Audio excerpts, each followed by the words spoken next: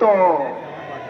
তাই বাংলার দামাল ছেলেদের নেতৃত্বে এদেশের সর্বস্তরের মানুষ এক হয়ে গণ অভ্যুত্থানের মাধ্যমে যে জুলাই বিপ্লব হলো, এটা এদেশের মানুষের জন্য এক মহা নিয়ামত।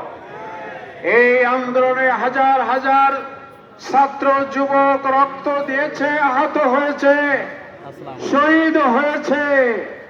দেশের মানুষ কোন অবস্থাতেই জুলাই বিপ্লবের বিপরীত কিছু মানতে রাজি নয়।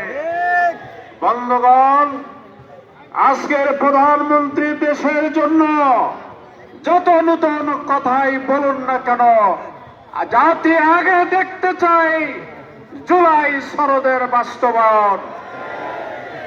যদি জুলাই সনদ সময় মতো মানা না হয়, শেখ হাসিনার সরকারের যে পরিণতি, আপনার সরকারেরও সেই পরিণতি অপেক্ষা করছে।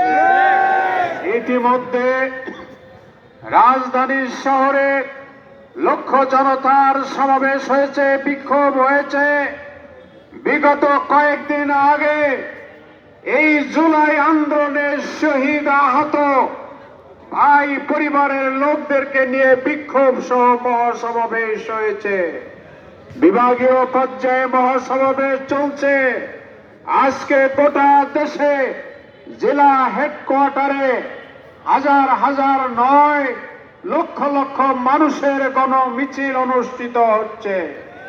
আমরা সাতক্ষীরার মাটিতে বহু কষ্টে বছরের একটা ফসল ঘরে তোলার জন্য যে কষ্ট পেরেশানি, তা ফেলে রেখে আজকে মাঠে এসেছি। যদি এই পরিবেশ না হতো,